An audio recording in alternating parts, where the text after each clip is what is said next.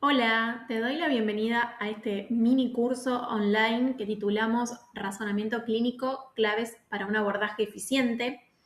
En este caso, la intención de esta propuesta es poder acercarles un poco de nuestra intención que tenemos con esta propuesta que se llama Enfoco en Formación Constante, porque consideramos que la formación y la capacitación para los profesionales de la salud es fundamental, ya que nos permite estar actualizados y poder, al fin y al cabo, brindarle una mejor atención a nuestros pacientes, que es el objetivo final de esto. Les cuento un poco de quién soy, les cuento un poco de qué va esta capacitación, pero primero que nada los quiero invitar a que visiten nuestra página web, en donde si les interesa esta capacitación hay otras relacionadas a diferentes temas que tanto mi colega como yo estamos formadas en eso y quisimos de alguna manera poder brindarles nuestra formación, nuestra experiencia y cómo aplicamos justamente este razonamiento clínico en nuestras diferentes áreas de abordaje laboral.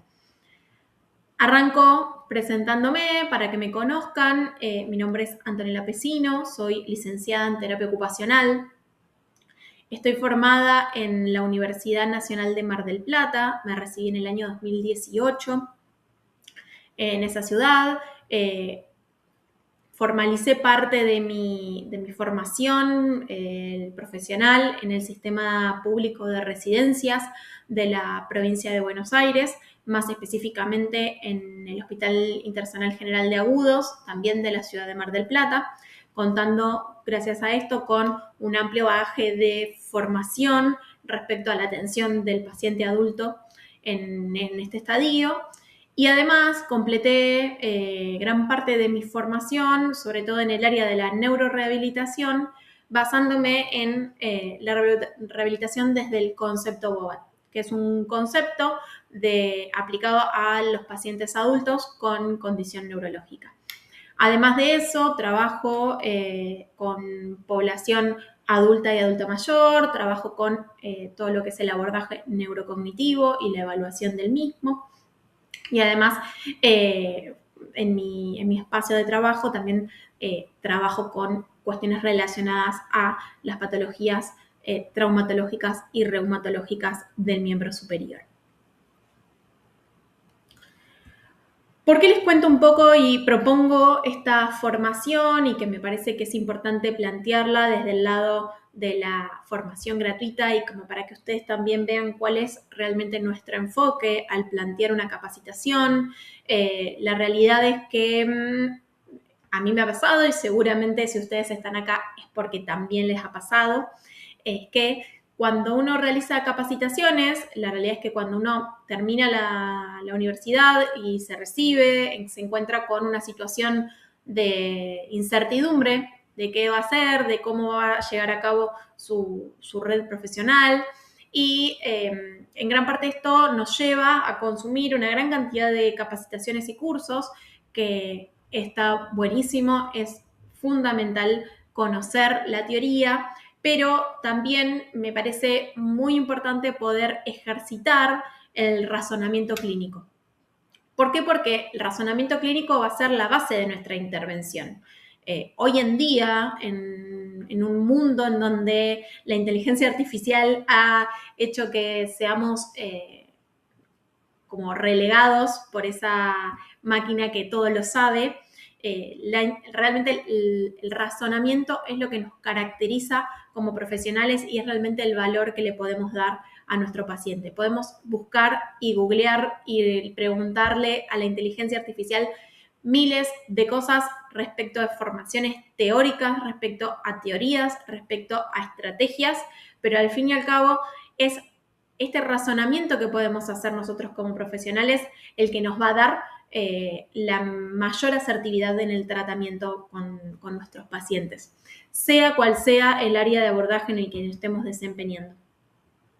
Me parece que a mí me ha marcado mucho el hecho de hacer, digamos, capacitaciones relacionadas al concepto BOBAT, porque más allá de la intención que tiene que ver con una forma de abordaje muy específica y para probablemente patologías o condiciones específicas, me enseñó, y algo que me gustaría transmitir, es poder mostrar realmente cómo hay que aprender a mirar, ¿no? ¿Qué es esto de conocer qué es lo que está pasando con nuestro paciente, qué es lo que realmente necesita, ¿sí? Y de a partir de ahí poder planificar un abordaje, ¿no?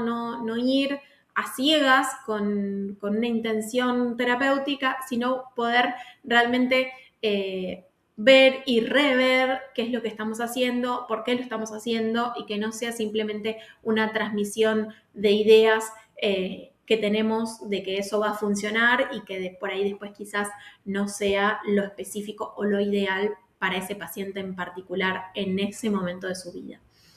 Me parece que hay que plantear que dentro de lo que es la rehabilitación, que es un poco lo que hacemos muchos de los profesionales de salud, no importa el área y no importa la disciplina que estemos desempeñando, es la importancia de que no hay soluciones mágicas, no hay una receta de cómo responder a determinada situación, sino que es como nosotros podamos plantear el comportamiento, ¿sí? De cada situación de salud y de cada persona, ¿sí? En ese momento de su vida, con esas características, las cuales después nos vamos a poder basar para hacer un plan de abordaje. Obviamente que con esto yo no quiero decir que la teoría y las capacitaciones no sean importantes. De hecho, son fundamentales porque son parte, ¿no? de la posibilidad nosotros que después tengamos de elección. Es decir, que al tener un cierto bagaje de información teórica, de conocimiento de teorías, de cuáles son los pros y los contras de cada una de ellas y en qué contextos se utilizan, es que nosotros podemos después elegir y seleccionar qué herramientas vamos a utilizar para esa persona en ese momento en particular. La idea de este mini curso es poder darles como un pantallazo general, ¿sí? De qué es lo importante y lo que tiene que primar en nuestras capacitaciones, ¿no? Para poder uno buscar el material bibliográfico, los conceptos, las ideas, ¿sí? Y poder elegir y seleccionar qué es lo mejor en cada uno de ellos. Bueno, entonces, si nos planteamos qué es el razonamiento clínico, lo que podemos decir, ¿no? Es que es un proceso de pensamiento, que lo que va a hacer es guiar la toma de decisiones, ¿no? ¿Qué es lo que vamos a seleccionar de todo eso que conocimos o que aprendimos en la universidad, en las capacitaciones, que aprendimos buscando material, que aprendimos leyendo, que aprendimos de otro colega? Dentro de todo esto, vamos a poder, sí, considerar a partir de eso varios aspectos que van a ser transversales, ¿sí? Y van a ocupar parte de nuestra selección de esos objetivos terapéuticos. Una de ellas, obviamente yo siendo terapista ocupacional no puedo decir lo contrario, tiene que ver con la historia de la persona, ¿no? Esta persona que está atravesando, que, eh, en qué situación particular está, qué tipo de actividades tenía, cómo era antes de tener una situación de salud, sobre todo en el caso de las personas adultas, ¿no? Que seguramente venían con una vida toda armada y luego esta situación de salud lo atraviesa y esa actividad previa cambia, o justamente no, todo lo contrario, la persona se mantiene estable en su actividad, o hay cosas que nosotros pensamos que hacía y antes no las hacía. Entonces, toda esta historia de la persona nos da la pauta de qué objetivos vamos a tener, qué necesidades tiene esa persona de rehabilitar, ¿sí? O de recuperar, ¿sí? Basado, ¿no? en que el objetivo principal siempre para todas las profesiones va a ser que la persona sea lo más autónoma e independiente posible. Y de esto va asociado, que también lo vamos a hablar, el hecho de la importancia de la familia, de la red de apoyo, de quiénes están, de cómo, con quién está conformado, ¿sí? Todo esto es parte. ¿Quién es la persona? ¿En qué contexto está? ¿Con quiénes se relaciona? ¿Sí? ¿Qué actividades realiza? Todo esto es parte de nuestro razonamiento. Parece una obviedad, pero a veces nos enfocamos tanto en las cuestiones teóricas que perdemos un poco de vista que esta persona quizás necesita otras cosas o tiene otros deseos. Por otro lado, me parece importante considerar y plantear que en todo momento vamos a estar teniendo con nuestro paciente una relación terapéutica. Otra cosa que seguramente uno diga, sí, es algo obvio, ¿no? Es una obviedad que vamos a generar un vínculo con esta persona. Sin embargo, a veces desestimamos un poco o no trabajamos tanto este vínculo terapéutico y luego lo que va a suceder es que en base a ese vínculo nosotros podamos tener mejores resultados de nuestro abordaje.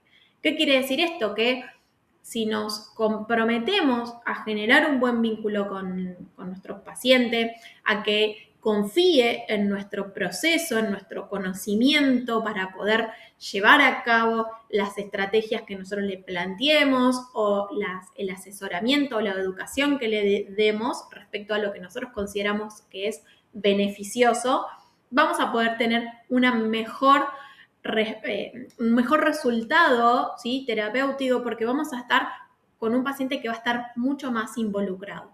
Por ende, nosotros tenemos que construir esta relación, que es una relación de confianza, que si bien tiene cierta asimetría en cuanto a los roles que ocupamos, no nos debemos olvidar de que es la persona la que va a tomar un poco las riendas de este abordaje terapéutico, ¿sí?, este proceso terapéutico de salud. Por ende, creo que considerar como importante el aspecto de la relación terapéutica nos puede determinar a futuro si vamos a tener buenos resultados o no.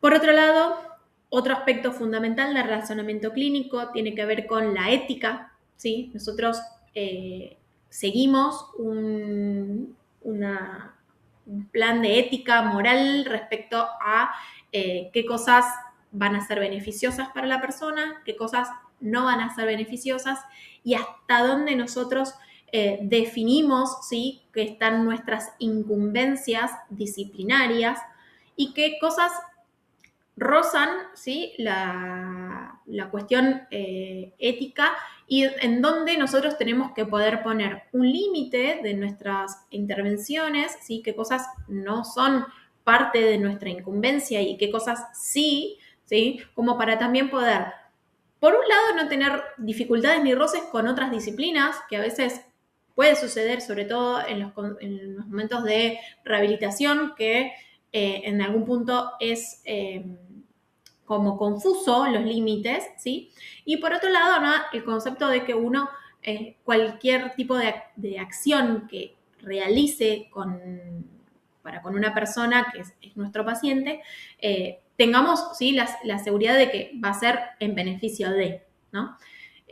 Obviamente que uno puede pecar de negligencia y realizar acciones que no sean adecuadas, pero para esto justamente es que nos capacitamos y nos revisamos a nosotros mismos, ¿no? Porque puede pasar que alguna actividad o alguna estrategia que se usaba en un momento luego cambia y se determina como que ya no es útil o que no genera el beneficio que nosotros pensábamos, y en ese caso nuestra ética profesional nos determina para poder definir si eso que estamos realizando es lo correcto para esa persona.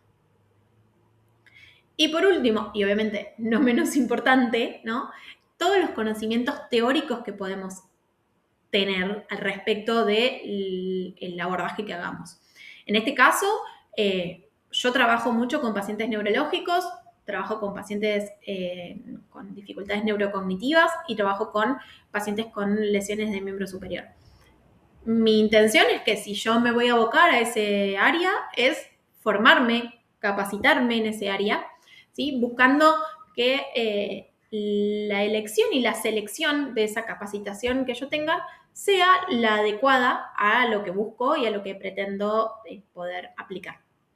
De acá obviamente vamos a desprender que hay muchas teorías, ¿sí? Hay muchos modelos de abordaje y que cuanto mayor conozcamos, o sea, más conozcamos de estrategias y de opciones, cuanto más curiosos seamos en respecto a qué más hay para hacer, mejores resultados vamos a tener. ¿Por qué? Porque de alguna manera vamos a poder tener mayor opción de elección, ¿no? Es como si yo abro un cajón de medias y solamente tengo un par, seguramente use ese par, porque es el único que tengo. Si yo abro el cajón de medias y tengo 10, 15 pares de medias, probablemente puedo seleccionar qué media va con qué ropa, ¿no? Entonces, esa amplitud de conocimiento nos va a permitir tener mayor posibilidad de elección al momento de seleccionar qué cosas van a ser las aptas para ese paciente. Obviamente que nada, va a estar en cada caso, ¿sí? La selección en base a qué población sea con la que esté trabajando. Bueno, ¿qué errores frecuentes solemos cometer al momento de aplicar un abordaje, al momento de plantear tratamientos o planes de abordaje? Creo que estas son como las más puntuales, puede haber algunas otras, pero son las más puntuales y son las que a veces llevamos a cabo sin darnos cuenta. Y acá es donde erramos, ¿no? En el hecho de que no revisamos nuestras prácticas, no revisamos cómo estamos haciendo las cosas, no nos replanteamos las cosas. Pasa mucho, ¿no? Como el concepto este de que porque tenemos experiencia en alguna situación, habiendo tratado una situación, podemos repetirlo eternamente. Y la realidad es que ahí creo que estamos fallando, ¿no? Me pasó, cuento como anécdota, cuando yo hice mi tesis para recibirme de licenciada, una de las preguntas que le hacíamos a las profesionales, porque nuestra población fue con profesionales de terapia ocupacional, la respuesta que obteníamos de esas preguntas muchas veces eran en relación a que, según la experiencia, las cosas eran así. Esto nos pasaba inclusive con colegas de mayor experiencia, de mayor trayectoria en profesional, de muchos años de recibidas, y que cuantos más años de recibida pasaban, menos se preguntaban. O sea, es como que la experiencia les daba la certeza y la seguridad de que estaban haciendo las cosas bien. Esto nos lleva como a repetir, ¿no? Como a repetirnos a nosotros mismos, como a autoplagiarnos. Y puede que esa repetición no sea la misma para todos. Sí puede pasar que en algunos casos, ¿no? Por ejemplo, pasa mucho en traumatología, en donde hay protocolos de rehabilitación para determinadas áreas de abordaje. Entonces, no sé si hay una fractura, hay que hacer tal cosa, hay que, obviamente, sacando los tiempos de recuperación biológica, ¿no? Siguiendo este mismo ejemplo.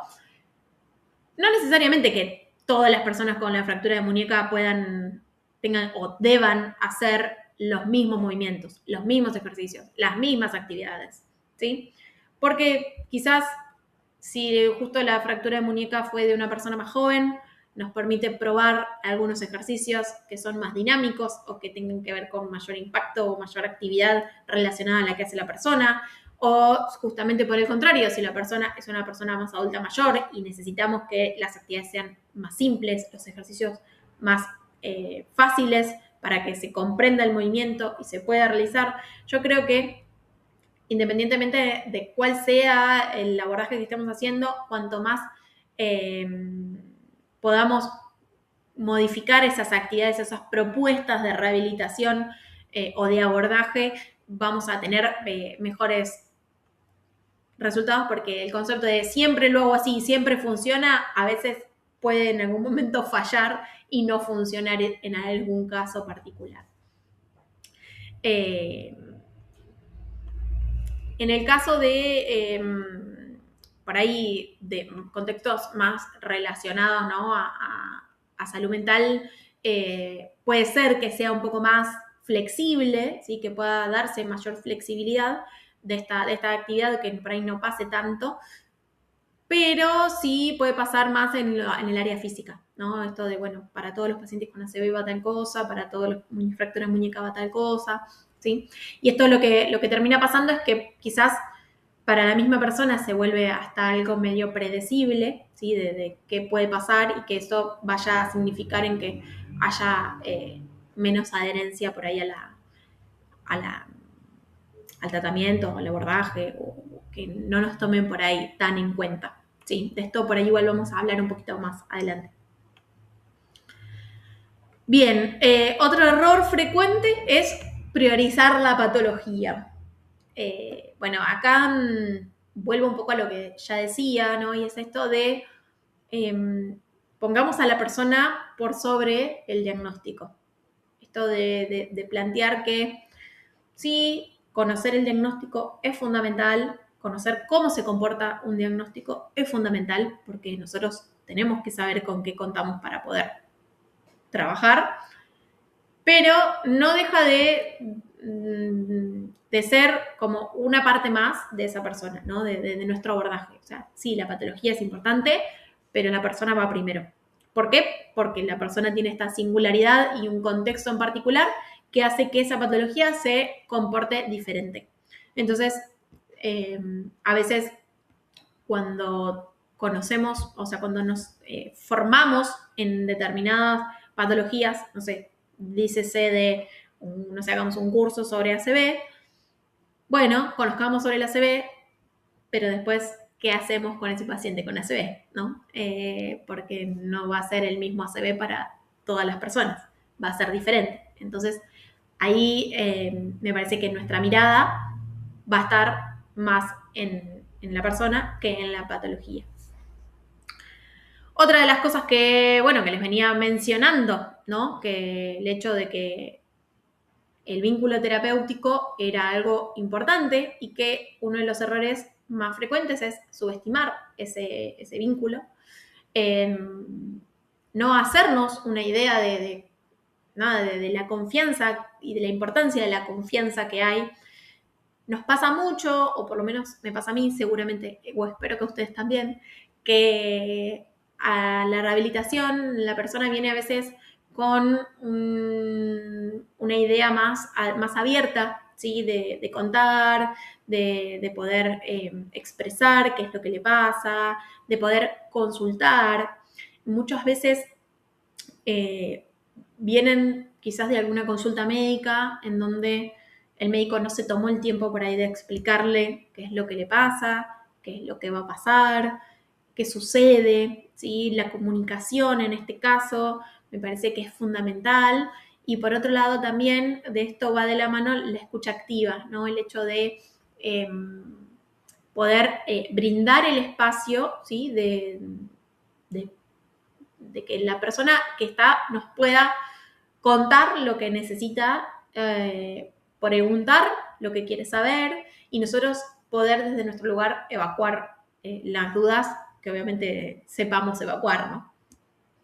Pero en este caso, como les decía anteriormente, el vínculo terapéutico y sobre todo en el caso de rehabilitaciones que llevan tiempo, que son a veces patologías crónicas, gente con la que compartimos un montón de tiempo y donde la persona parte de un montón dedica un montón de tiempo de su vida a la rehabilitación, entonces formamos parte un poco de su vida y entonces me parece que está bueno en este caso ser un poco más distendidos, poder relajarnos un poco más con los pacientes, bajarnos de ese lugar de poder que por ahí a veces nos pone el conocimiento que tenemos y tratar de generar un vínculo un poco más especial, ¿no? con nuestros pacientes. Con algunos tendremos más llegada, con otros no tanto, eso obviamente que es propio de la vida, pero sí, sí tomarnos el tiempo y revisar un poco los vínculos terapéuticos que tenemos. Y por último, otro de los errores frecuentes tiene que ver con no revisar o no reflexionar sobre nuestras intervenciones. Acá creo que este piloto automático que tenemos a veces para venir a trabajar nos pone un poco en esta sensación de que, bueno, vamos porque ya lo sabemos, siempre funcionó, así va, y no nos sentamos a revisar si lo que estamos haciendo está bien, si está dando resultado, si hay otras cosas para probar, para intentar, si estamos agotando todas nuestras habilidades, ¿sí? O las posibilidades que hay para determinada situación. Y en este caso, me parece que a veces nos pasa, o por lo menos muchas veces lo que sucede es que estas situaciones, ¿sí? de revisar, las vivenciamos cuando nos toca un caso muy complejo en donde nos empezamos a ahogar en un vaso de agua porque no encontramos soluciones o un paciente que no responde a las intervenciones habituales que uno tiene planeadas, o es un paciente muy diferente a lo establecido, ¿sí? A lo que nosotros leímos en el libro que era esa patología. Entonces, en esos casos nos ponemos a pensar, bueno, ¿qué hacemos? ¿Cómo respondemos? ¿Esto que estamos haciendo está bien? Y creo que no deberíamos llegar a ese punto para lograrlo, ¿sí? O sea, no deberíamos llegar a ese momento de tener ese paciente complejo o ese caso problema para poder revisar nuestras prácticas. Ponernos en piloto automático no es beneficioso ni para nosotros, porque llega un momento en donde terminamos como aburriéndonos de nuestra profesión, ni para los pacientes que quizás no estamos agotando todas las posibilidades terapéuticas que hay disponibles por desconocimiento nuestro o por falta de ganas inclusive. Yo creo que, bueno, obviamente cuando uno recién se recibe es un mar de deseos de querer saber y tiene muchas ansias de conocer y de capacitarse y de hacer todo, pero quisiera que esto quede como para que lo piensen desde el lado de no perder ese deseo, esas ganas, ese interés por seguir conociendo, aprendiendo, por revisar, por consultar con otros colegas. Sí, las supervisiones siempre son una muy buena opción en este caso. Buscar a alguien que sepa de un tema en particular, charlarlo. Creo que eso nos gratifica y nos retroalimenta un montón. La misma mirada que tengo yo de una situación, otro profesional puede tener una totalmente diferente y está buenísimo poder compartirlo. Entonces, creo que el reflexionar, el pararnos un momento y plantear qué cosas estamos haciendo nos beneficia a nosotros como profesionales y les beneficia también al paciente porque le vamos a dar una mejor calidad de atención. Bueno, algo importante a tener en cuenta del razonamiento clínico tiene que ver con que el razonamiento clínico no es solo la intervención, ¿sí? Sino que parte inicialmente de lo que es la evaluación. A mí me parece que a veces desestimamos o subestimamos bastante el proceso de recolección de datos. Arrancamos a trabajar y nos perdemos como de darnos el tiempo para buscar la información adecuada. Obviamente que acá lo importante es poder plantear qué información necesito. Porque la realidad es que a veces muchas de las fuentes de información, sobre todo de los protocolos, de las evaluaciones estandarizadas, llevan tiempo, consumen tiempo y requerimos a veces de recursos con los cuales no disponemos y que a veces, en muchos casos, hoy en día la realidad de muchos profesionales de la rehabilitación es que no podemos estar uno a uno con el paciente 1 hora, 2 horas completas para poder llevar a cabo todo lo que queremos hacer. Obviamente que lo tenemos que poder planificar en el tiempo, no es que el primer día vamos a hacer todas las evaluaciones y después vamos a planificar, no, vamos a tomarnos el tiempo de ir haciendo evaluaciones periódicas, de considerar, ¿no? Y seleccionar qué vamos a tomar, ¿sí? Qué fuentes primarias, ¿sí? Que nos van a dar información y qué fuentes secundarias nos van a dar información. A mí me gusta mucho acá el hecho de considerar que la persona que estamos trabajando nos va a dar información y gente de su entorno, ¿sí? Su red de apoyo, que puede ser la familia, puede ser una pareja, puede ser una amistad, los padres, los hijos, ¿sí? En ese caso nos van a dar información de qué está pasando con esta persona y creo que eso es un punto clave también y que dejamos muchas veces de lado, ¿sí? De cuántos pacientes a veces no conocemos información de su familia o cómo lo ven a este paciente la gente que lo conoce, ¿sí? Por ende, me parece que estas fuentes de información son importantes y que también vamos a considerar tanto las evaluaciones estandarizadas, ¿sí?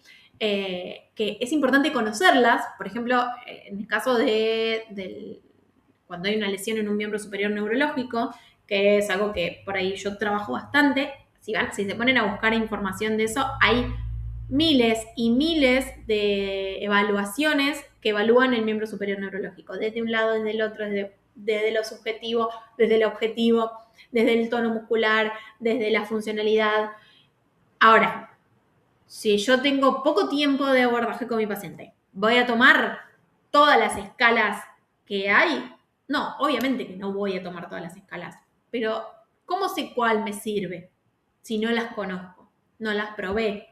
¿Sí? Eso está bueno por ahí probar, plantearse un día de aprovechar y decir, bueno, voy a probar esta evaluación para ver cómo funciona, a ver si me sirve, si no.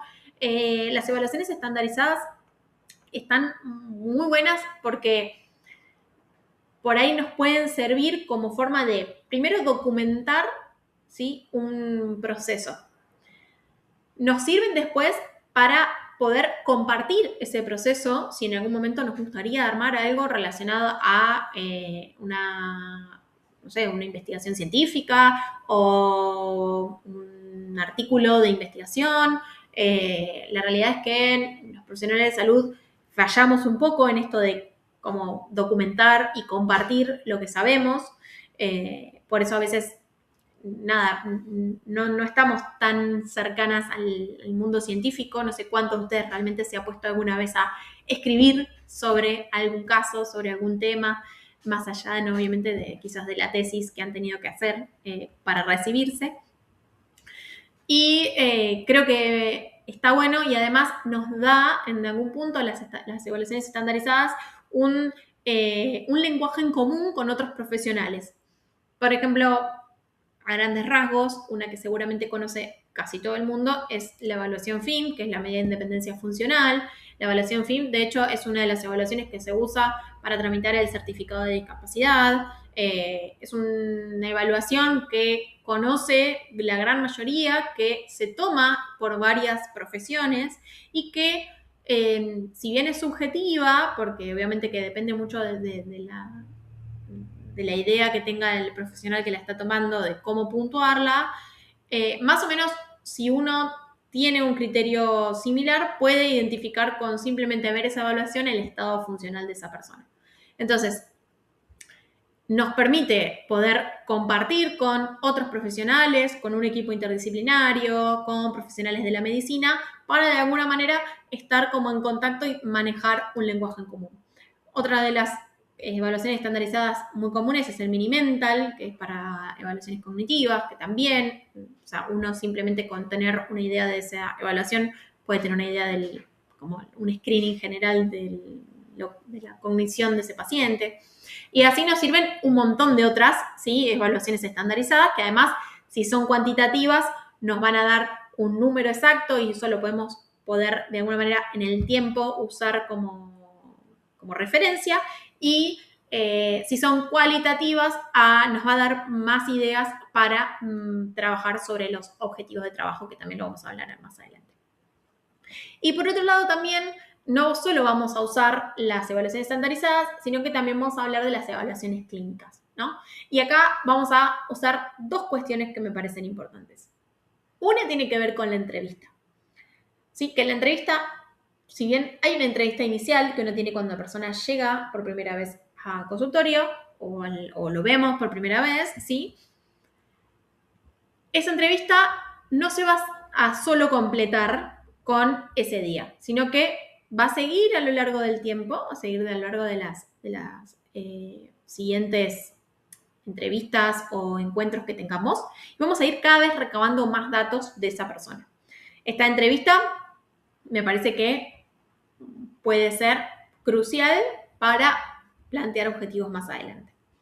Y por otro lado, la segunda cuestión que creo que es fundamental a tener en cuenta respecto al proceso de evaluación es el mirar, ¿sí? Es entrenar el ojo clínico. Esto de buscar, ¿no? Si hablamos de movimiento, si hablamos de desempeño, si hablamos de patrones, si hablamos de, de cuestiones anímicas, ¿sí? Poder conocer, mirar, ajustar el ojo, plantearnos cómo está haciendo las cosas esa persona en ese momento desde que entra al lugar donde estamos o desde que lo vemos por primera vez. Cómo es la postura, cómo se comporta, qué cosas nos llaman la atención, ¿sí? Y acá es importante que si conocemos qué sería lo esperable, cuando hay una patología, podemos ver dónde está el déficit, ¿no? Esto de mirar nos afina a encontrar dónde tenemos que enfocar nuestro abordaje de tratamiento. ¿No? Esto de poder definir si algo debería ser de una forma, como sucede, bueno, yo les voy a dar muchos ejemplos desde lo neurológico porque es lo que más trabajo, pero si tenemos un paciente con espasticidad en el miembro superior y tiene un movimiento anormal o un movimiento que no es fluido, nosotros, si sabemos cómo debería ser ese movimiento previamente, desde la normalidad, entre comillas, porque no existe la normalidad, ¿no? Pero lo esperable, obviamente que vamos a tener mejores recursos para cómo trabajar cuando esa normalidad, eso esperable, no está dado, ¿sí? Y poder identificar cuáles son los puntos a trabajar. Por eso me parece que esto, ¿no? Considerar o conocer qué es lo que debería pasar, nos da la pauta para poder, de alguna manera, enfocarnos en eso.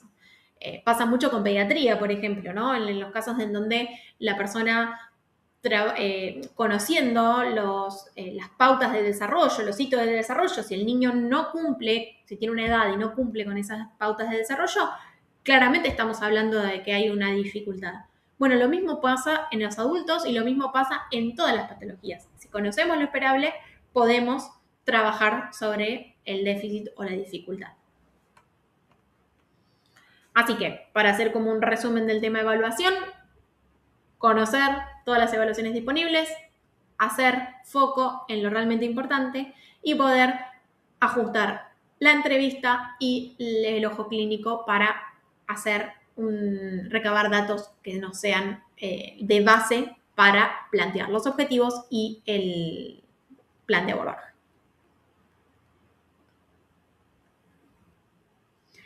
Bien, antes de pasar al planteamiento de hipótesis, de objetivos y el plan de abordaje, quiero rescatar estos conceptos que tienen que ver con por ahí más el abordaje Bobat, ¿no? Del concepto Bobat, que yo lo tomo bastante, independientemente de que use o no use específicamente el concepto en mi trabajo, que tiene que ver con poder hacer un análisis funcional de esta persona y qué es lo que le está pasando, ¿sí? Y que hay dos cosas que me parecen importantes considerar para el razonamiento clínico, que son las señales críticas positivas y los impedimentos.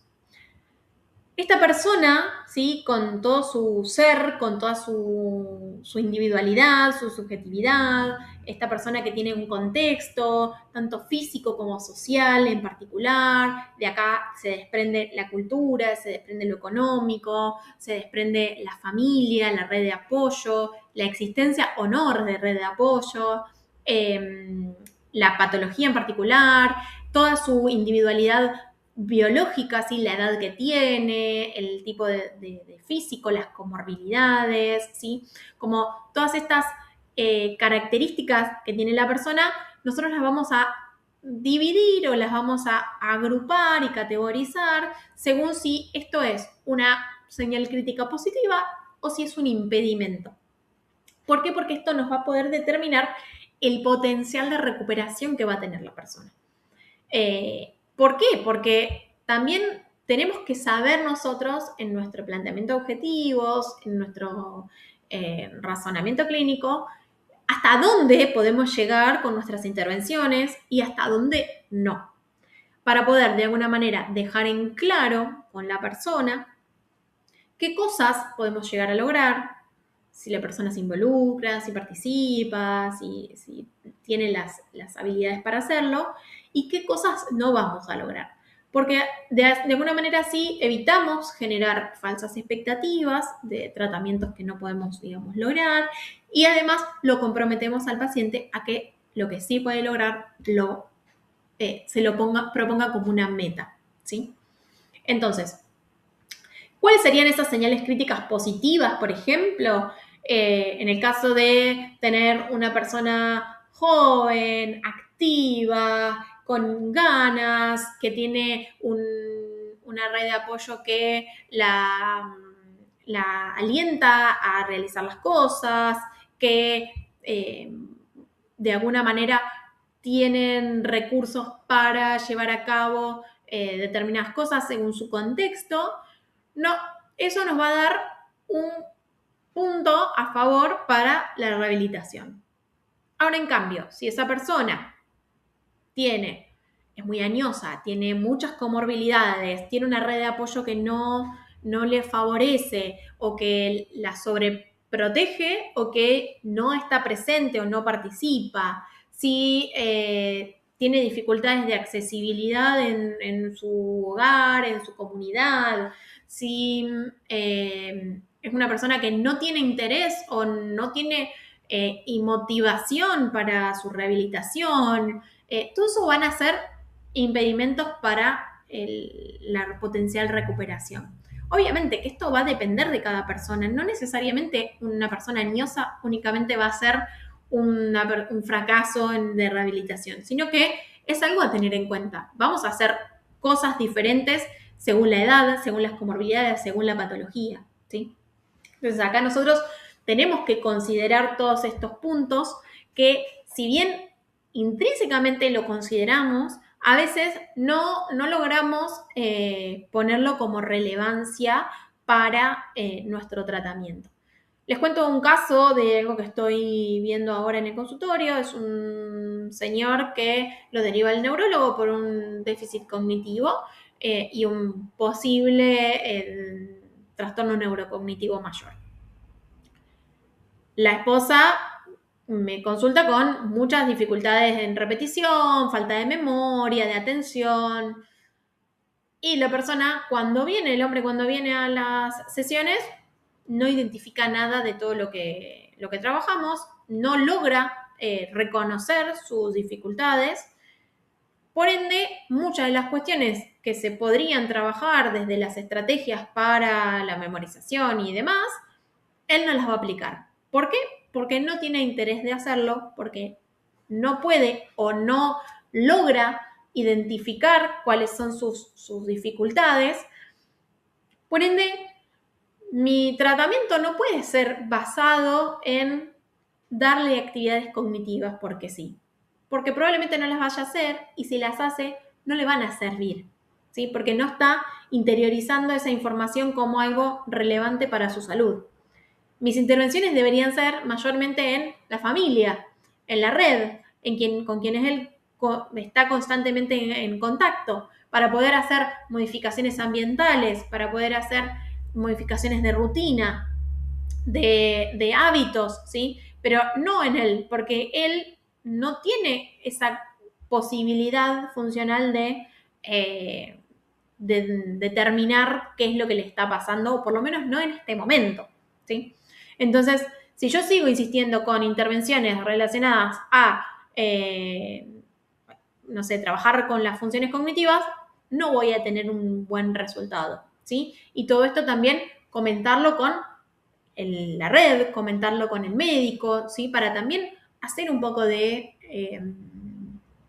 ampliar, ¿no?, el conocimiento de la situación. No es simplemente me olvido las cosas, es simplemente todo el contexto que hay alrededor, sumado a, obviamente, el nivel educativo, las actividades que la persona hace, la intención o el interés que tenga. Por eso me parece que es importante dividir, ¿sí? Y plantear mucho más allá de lo que vemos acá, un poco más por fuera, y poder nosotros también ser un poco sinceros de qué opciones tiene esa persona para no frustrarnos nosotros de que nuestras intervenciones no estén funcionando y también no frustrar a la persona o a la familia de que lo que están haciendo con nosotros no funcione. Bueno, ahora sí nos vamos a poner en el papel de la hipótesis y los objetivos. En este caso, creo que una vez que identificamos el potencial que tiene esa persona, hicimos una evaluación y recabamos datos relevantes, podemos empezar a plantearnos, ¿sí?, qué objetivos de trabajo y qué hipótesis tenemos nosotros de esta potencial recuperación.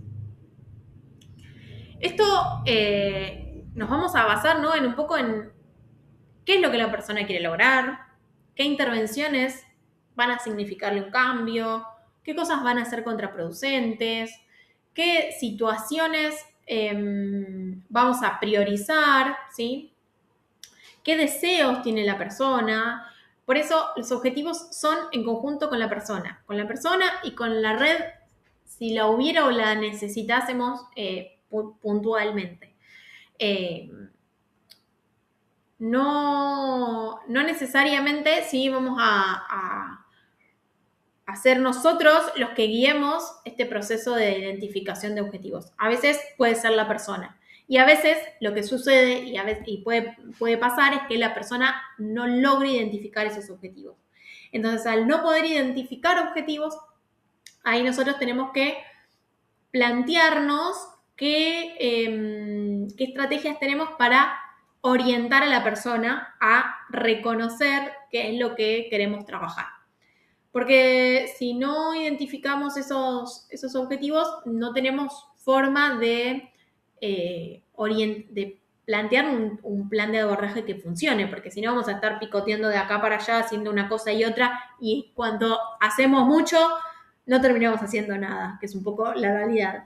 Y que en relación a esta hipótesis, vamos a ver qué cosas van a ser las que vamos a utilizar y qué cosas van a ser las que no deberíamos utilizar, ¿no? Por ejemplo, en el caso del miembro superior, ¿no?, de que una persona que tuvo una ACV tiene un miembro superior pléjico, vamos a definir si tiene que usar un cabestrillo, si no, si eso le va a significar un beneficio, si va a ser funcional para la persona, si va a aumentar la espasticidad, si va a mejorar el movimiento. ¿Sí? Cada cosa puede llegar a ser fundamental en el momento de plantear una hipótesis de tratamiento y un objetivo de tratamiento.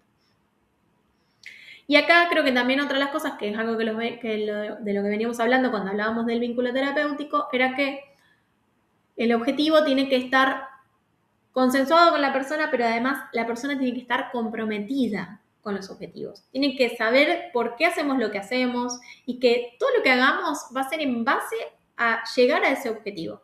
Y ese objetivo es porque esta persona quiere hacerla, ¿no? Esta persona quiere llegar a ese objetivo, quiere lograrlo, ¿no?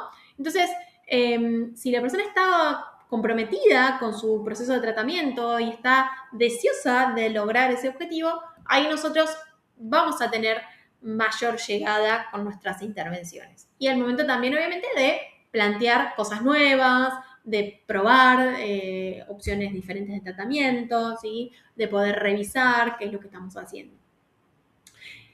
Bien. ¿Cómo vamos a plantear estos objetivos? El método más simple es el método SMART, ¿no? Se llama SMART porque es de específico, ¿sí? Specific en inglés, medible, alcanzable, relevante y en un tiempo determinado. ¿Qué quiere decir esto? Que cualquier objetivo que nosotros planteemos tiene que ser específico, ¿sí? Tiene que tener una especificidad, no puede ser un objetivo muy amplio porque es muy difícil lograr un objetivo amplio. Tiene que poder ser medible, ¿sí? Tengo que poder decir, bueno, esto lo voy a lograr de determinada, o sea, voy a llegar a esto y puedo ver que llegué a esto, ¿no? Tiene que ser alcanzable, ¿sí? No puede ser ni demasiado ambiguo, ¿sí? Ni muy complejo, ni tampoco demasiado fácil, ¿no? Porque si no, llegaríamos muy rápido, pero bueno, al principio por ahí puede ser que sea una opción, ¿sí? Tiene que ser relevante, la persona tiene que estar involucrada con esto y además tenemos que plantearlo en un tiempo. Por ejemplo, puedo decir que yo tengo una persona que tiene una rigidez de codo y que el objetivo es lograr mejorar, ¿sí? La extensión del codo para agarrar un vaso de arriba de la mesa o para rascarse la cabeza o peinarse o algún objetivo así como puntual, como funcional. ¿Es medible? Sí, porque yo puedo, por ejemplo, en el caso de goniometrar, ¿sí? Cuántos grados necesito para llegar a esa mejoría en la extensión de codo, ¿sí? Puedo decir, bueno, quiero que la persona aumente 10 grados de extensión de codo para lograr este objetivo de agarrar el vaso o de peinarse. Tiene que ser alcanzable, es decir, la persona lo puede hacer. Yo ya evalué ese codo, esa articulación para identificar que esa persona puede mejorar esa habilidad. Tiene que ser relevante para la persona. Si la persona está muy, muy necesitada de hacer esa acción, le puede llegar a ser relevante y va a querer trabajar en pos de hacerlo. Y por último, tiene que ser medible en el tiempo. Es decir, tengo que decir que quiero alcanzar esa extensión de codo de más de 10 grados para poder alcanzar el vaso de la mesa en un mes. ¿Por qué? Porque si el objetivo es cuando surja, nunca nos ponemos un plazo.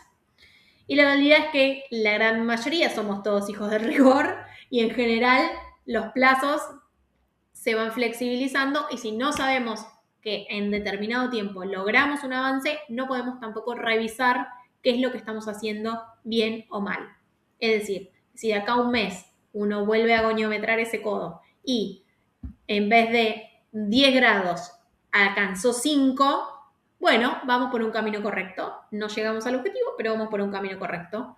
Si en vez de 10 grados aumentó 20, joya, superamos, sigamos así.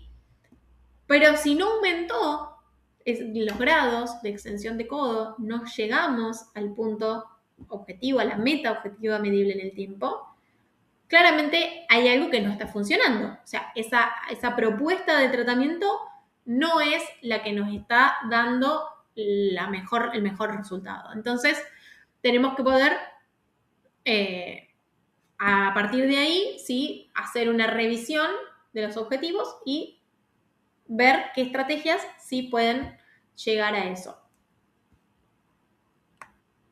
¿Y qué me parece fundamental para poder terminar con este tema de los objetivos? Es que siempre planteemos, cuando guiemos la idea de los objetivos, ¿sí? Nosotros como terapeutas, si previamente identificamos el impacto funcional, ¿sí? La posibilidad funcional que va a tener, el potencial, ¿sí? De recuperación, podemos guiar a la persona a que esos objetivos que se plantean sean realistas. Es muy importante que la persona no se frustre, que tenga situaciones de gratificación, de recompensa al poder finalizar con estos objetivos. Esto en todo contexto, ¿sí? Siempre el cerebro va a interpretar la gratificación como una forma de seguir y la frustración como un impedimento, como una limitación. ¿Sí? ¿Cuántas veces nos ha pasado de que realizamos algo, no nos sale, nos frustramos y no queremos volver a intentarlo? Es lógico, obviamente que uno no quiere pasar por sensaciones de frustración constante. Entonces, nosotros tenemos que ser muy realistas y guiar en este conocimiento del paciente a que estos objetivos que se planteen sean acordes, ¿sí?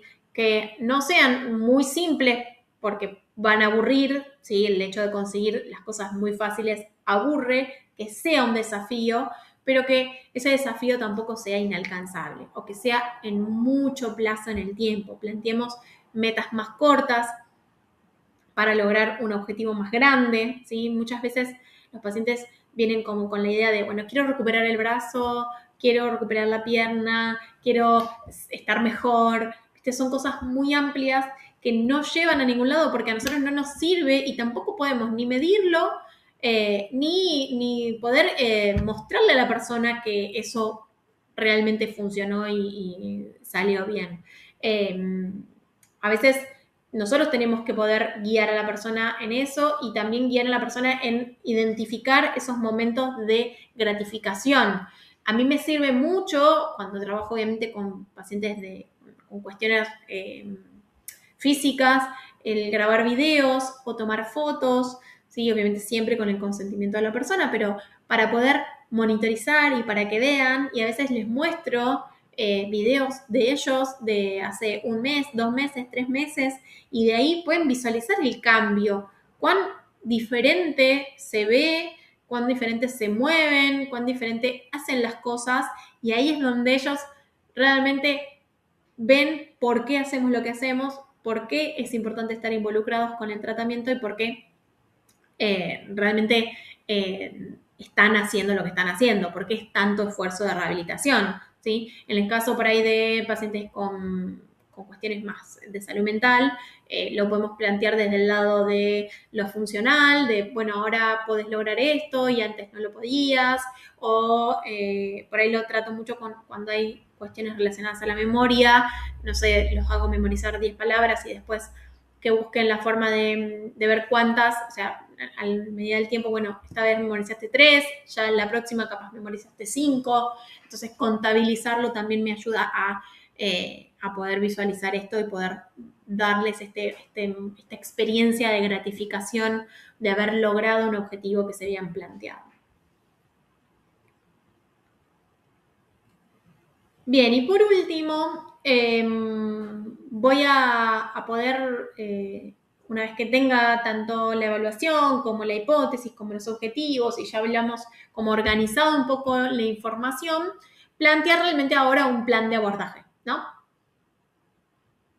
Y acá obviamente no vamos a hablar de abordajes, porque la idea de este curso es justamente trabajar sobre el razonamiento clínico independientemente de la población, la patología, la disciplina en la que estemos trabajando. Entonces, mi intención es poder brindarles una guía medio general de qué cosas o qué puntos tener en cuenta al momento de planificar. Primero, hablo, ¿no?, de abordaje porque a mí me parece que es más amplio, ¿sí? El tratamiento es como para una cura de algo y nosotros hacemos mucho más que eso, o sea, a veces no son curas, sino que realmente son cambios en la calidad de vida que planteamos o propiciamos, entonces me parece que por ahí hablar de abordaje es mucho más acertado que hablar de tratamiento. Y también el concepto de la planificación, en el sentido de que no es cuestión de hacer por hacer o de tampoco tomarse muchas horas de organización previo a cada paciente porque tampoco los tiempos nos lo dan para eso y también este razonamiento clínico, si lo vamos entrenando, nos vamos afinando y llega un momento en donde no necesitamos tanto tiempo de planificación, pero sí me parece que está bueno como poder tener una idea, ¿no? De, bueno, voy a ver a tal persona, qué voy a hacer, qué me gustaría, qué podría trabajar, investigar alguna cosa antes, ¿no? Creo que eso nos da un salto de calidad en la atención profesional que tenemos, ¿no? Esta posibilidad de que no somos unos improvisados y hacemos por hacer, sino que realmente hay una preparación previa.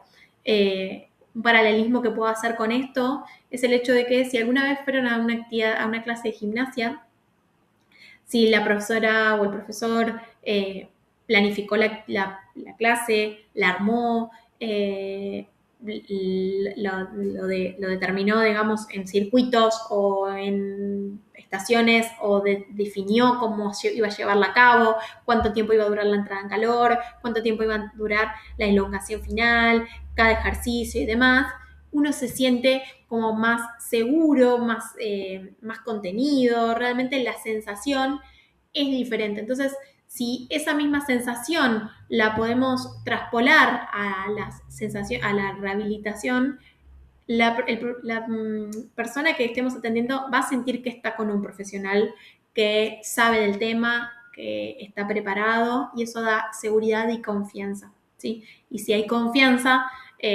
fortalecemos ese vínculo terapéutico del que hablábamos al inicio. Bien, ¿qué vamos entonces a considerar para planificar un plan de abordaje eficiente basado en el razonamiento clínico? Primero, obviamente, se van a reír, ¿no? Pero creo que es la base, ¿no? De lo que nosotros planteamos y como la energía general que tiene esta propuesta, que es la formación constante, ¿no? Esto de conocer todo lo que haya disponible para conocer, para poder elegir y seleccionar qué es lo mejor a aplicar en cada caso particular. Nosotros, bueno, planteamos cursos en base a nuestros conocimientos y a nuestras situaciones de experiencia, en donde podemos plantear un poco casos clínicos y estrategias que nos han servido o que utilizamos habitualmente. Esa es un poco nuestra idea, pero la formación constante está desde el lado de la inquietud que uno tenga. No necesariamente tiene que ser en relación a cursos, puede ser charlar con un colega, puede ser de alguna manera leer o buscar información. Siempre traten en este caso de ir a fuentes oficiales, de buscar revistas científicas o libros formales. ¿Sí? La realidad es que hoy en día hay mucha información circulando por todos lados y a veces no siempre nos podemos fiar de que eso sea oficial, real y que nos vaya a servir.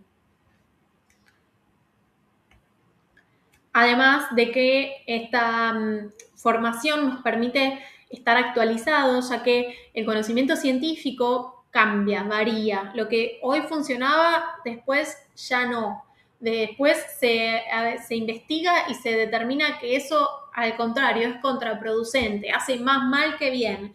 Entonces, si nosotros estamos constantemente formándonos, conociendo, buscando información, viendo revisando si lo que sabemos o lo que hacemos está vigente, podemos mejorar nuestra calidad de atención y además no hacer más daño del beneficio, ¿no? Que sería un poco como nuestro punto inicial, ¿no? Desde la ética profesional.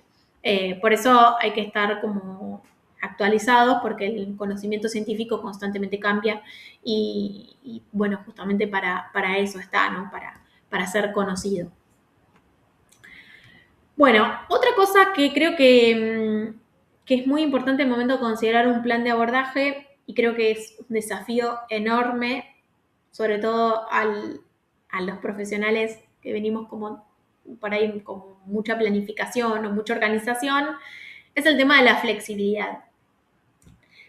Tenemos que tratar de ser flexibles, de buscar la forma de que las intervenciones que hagamos puedan modificar, varíen, cambien, que un día vayamos con todo un plan hermoso, divino, una idea genial, y en el momento que lleguemos, la persona no está con las condiciones para hacerlo, no lo pueda realizar, no tenga ganas, no quiera. Bueno, yo no trabajo con niños, pero tengo muchas colegas que laburan con niños y les pasa mucho esto de, bueno, la idea que tienen, el niño en el momento no tiene ganas de hacerla, no quiere, hay que improvisar o tratar de formar esa propuesta para que siga siendo atractiva o de posponerla y dejarla para otro momento, ¿sí? Creo que esto nos caracteriza el hecho bueno, obviamente nos pega un poco al ego también de querer hacer lo que teníamos planeado, pero también poder analizar la situación, identificar qué es lo que podemos, digamos, lograr en ese momento y si la propuesta que teníamos planeada sirve o no sirve o la dejamos para más adelante o si realmente vale la pena insistir a este paciente para llevarla a cabo, ¿sí? Creo que puede haber muchos cambios desde lo anímico, desde el contexto, desde nada, lo biológico o lo físico que vamos a tener que tener en cuenta y la flexibilidad es algo que nos tiene que caracterizar. Bien, otra de las cuestiones es la creatividad, que yo acá creo que es más, bueno, sí, es para el paciente también, pero también es un poco algo que necesitamos nosotros, ¿no? Esto de, para lograr el mismo objetivo, tenemos muchos caminos, hay muchas formas de llegar al mismo lugar. No necesariamente tenemos que repetir la misma receta todas las veces, ¿no? Poder variar las estrategias, los elementos, las cosas, las ideas que tengamos para poder llegar al mismo lugar. Si no, lo que termina sucediendo es que la persona se aburre, pero bueno, ponele que la persona en algún punto va a responder a lo que nosotros como profesionales le digamos, y si hay mucho desconocimiento de lo que viene sucediendo, quizás, bueno, comprenda que así es un poco la sesión. Pero también nos aburrimos nosotros como profesionales, ¿no? De hacer siempre lo mismo. Nos estancamos, no podemos pensar más allá, ¿no? De cómo llevar a cabo lo mismo de formas distintas. Creo que eso es fundamental, sobre todo porque en algunos casos no es necesario, pero en otros casos cuando se nos presenta algún paciente con algún desafío, que realmente es un caso más complejo, que hay que darle mucha más atención, si venimos muy monotemáticos con el abordaje, con la rehabilitación, quizás nos desequilibre esto de un cambio. Entonces, me parece que entrenar la creatividad, entrenar la capacidad de hacer algo distinto, nos va a ayudar, nos va a dar la diferencia, ¿no? Así como les mencionaba esto de el gimnasio, ¿no? De vas a una clase de gimnasia y si todos los días haces exactamente lo mismo, va a llegar un momento en donde quizás no tengas ganas de seguir yendo porque te va a aburrir. En cambio, si todas las clases son distintas y todo el tiempo estás con algo nuevo, la novedad es muy importante, ahí quizás haya más motivación, ¿no? A mí me pasó de estar en el lugar de paciente para hacer la rehabilitación después de una caída por una escalera que me lesioné un pie y de ir a hacer rehabilitación y de no solo hacer todas las sesiones lo mismo, los mismos ejercicios, el mismo tiempo de bicicleta, el mismo tiempo de ejercicios, los mismos ejercicios, todo lo mismo, sino que además de ver que otras personas alrededor mío estaban haciendo los mismos ejercicios que yo. Y eso me dio la pauta de que cuán individualizada era mi tratamiento, mi plan de abordaje, si todos estábamos haciendo lo mismo y si no hay avance, porque si todas las veces hago lo mismo y no hay cambios, ¿qué avance voy a tener o qué diferenciación tengo, ¿no? Entonces me parece que es algo que nos tenemos que plantear, ¿sí? Si cuán temáticos o monotemáticos, perdón, estamos en nuestros abordajes. Simplemente con buscar ideas, con charlar con colegas, con hacer supervisiones, con buscar nada, plantearnos, ¿no? O usar a mí mucho no me sirve en general, porque todas las veces que lo he usado no he llegado a la creatividad que esperaba, pero bueno, muchas veces la inteligencia artificial también nos puede ayudar desde ese lado, ¿no? Desde el lado de decir, bueno, quiero hacer algo distinto, ¿qué se te ocurre? Tírame ideas, busquemos en internet, busquemos en otros lugares y eso que recabemos, adaptémoslo a nosotros, ¿no? Démosle nuestra impronta, busquemos qué es lo que nos distingue, qué es lo que nos caracteriza, con qué elementos vamos a trabajar, qué elementos tenemos en casa, qué cosas podemos armar para hacer algo diferente, ¿sí? Sobre todo, y esto hago una aclaración, que también lo menciono en el curso de estimulación cognitiva, y es que ojo con repetir cosas que vemos en Internet. Porque a veces puede pasar que en esta repetición de cosas que vemos, otro profesional repita eso mismo y terminemos haciendo lo mismo y me parece que eso no nos da profesionalismo. Entonces, si bien vamos a inspirarnos con cosas que veamos en las redes o de otra gente o de otros colegas, nosotros busquemos la forma de darles nuestra impronta para poder distinguirnos como profesionales. Y eso el paciente realmente lo nota. Si nosotros como pacientes o como usuarios de otros servicios lo notamos, obviamente que nuestros pacientes también lo van a notar. Entonces me parece como importante hacer un poco de enfoque en eso. Bueno, lo de la monitorización es algo que ya les mencioné, que ya lo hablamos, esto de, ¿no? De reevaluar, de sacar el piloto automático, de sentarnos un momento a repensar qué estamos haciendo, por qué lo estamos haciendo, cuál es la idea, cuál es el objetivo, si tenemos ganas de seguir haciendo eso, si nuestro paciente sigue como motivado. Yo soy muy partidaria de que la rehabilitación no puede ser eterna, las terapias no pueden ser eternas, tanto en adultos como en niños. La vida no pasa por las terapias, entonces revisemos hasta dónde vamos a sostener algunas intervenciones y planteémonos realmente si vale la pena, porque bueno, la realidad es esa, no podemos retener pacientes eternamente o por una cuestión económica o por una cuestión nada de vínculo que se haya generado. Lo de la comunicación efectiva también lo mencionamos, lo hablamos, esto de ser asertivos tanto en nuestra capacidad de comunicar la información, ¿sí? Es muy importante la forma en la que comunicamos las cosas, de ser correctos, de poder ser claros, de que la persona nos entienda, de poder asegurarnos que nos están entendiendo, ¿sí? Asegurarnos la comprensión, me parece que es un punto importante. Repreguntar para ver si se entendió, sobre todo cuando damos muchas indicaciones a veces y no perdemos un poco esto de ver si la persona cuando llega a la casa o no recuerda, no entendió o se quedó con dudas, ¿sí? Como tratar de hacernos el hábito de repreguntar, de replantear a ver si, o volver a comentar lo que ya habíamos hablado para poder asegurarnos y reforzar, sobre todo en algunos puntos o en algunos casos en donde es fundamental que esa persona logre eso o haga eso o trabaje sobre ese punto, ¿no?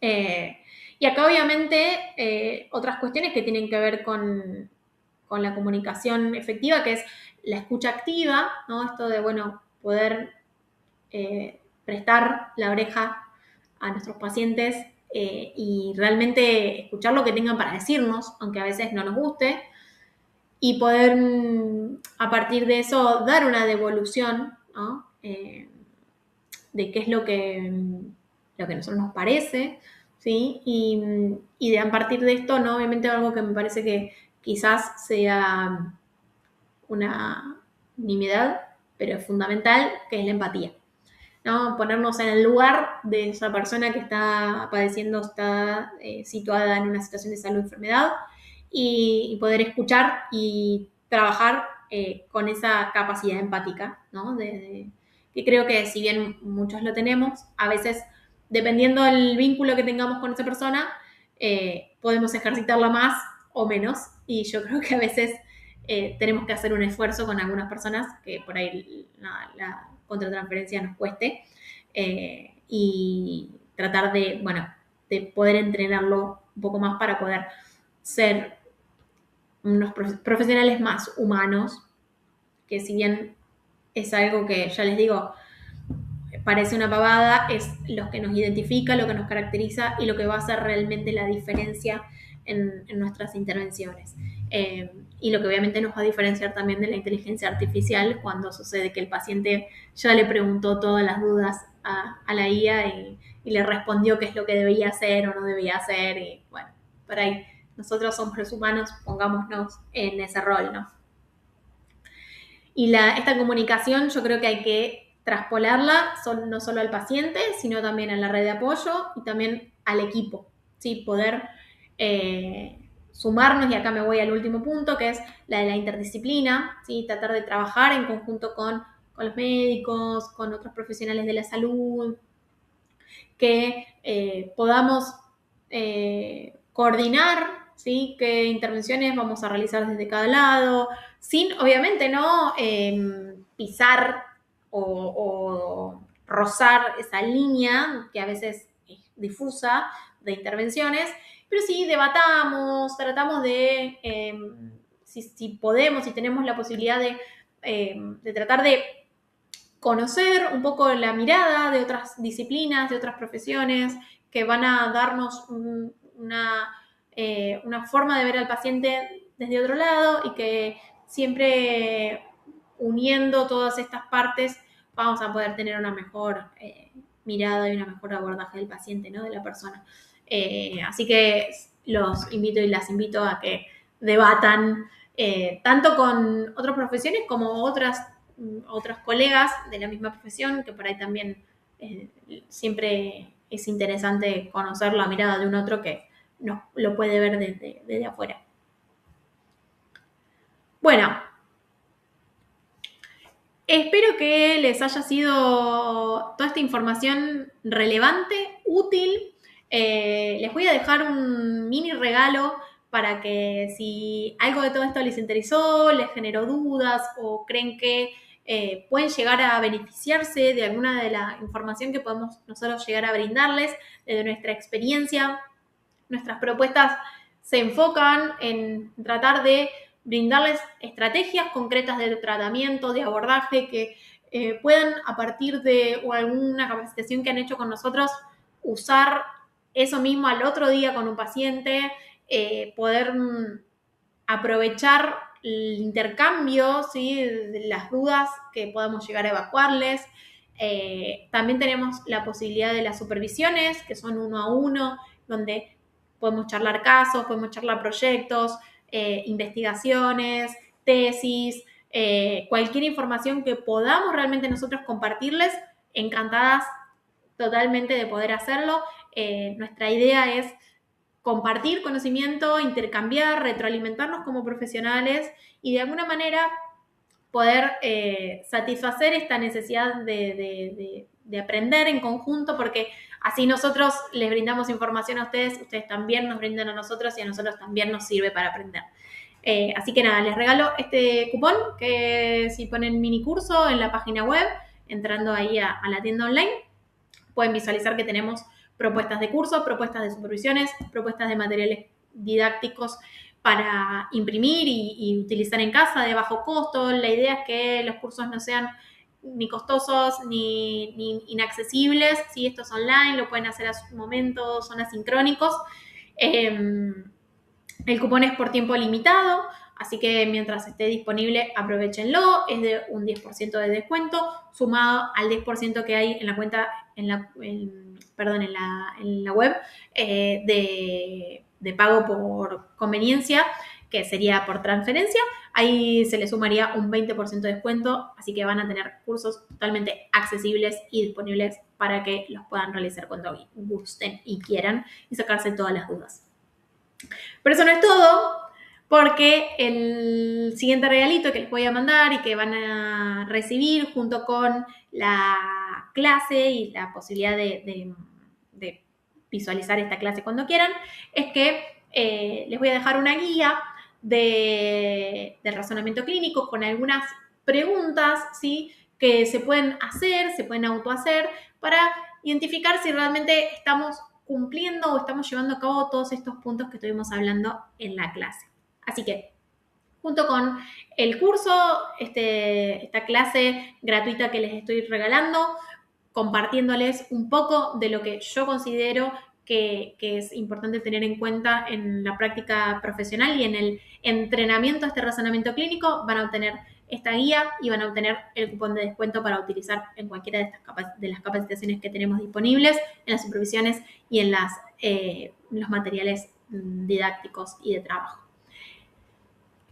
Espero que les haya gustado, les haya servido. Compártanlo con quien crean que también les pueda llegar a servir. Nos pueden seguir en las redes, en .foconstante en Instagram, o nos pueden escribir al mail en .foconstante@gmail.com. Pueden visitar nuestra tienda online y cualquier cosa estamos para evacuar cualquiera de sus dudas. Muchas gracias por haber llegado hasta acá. Esperamos encontrarlos pronto en una nueva capacitación.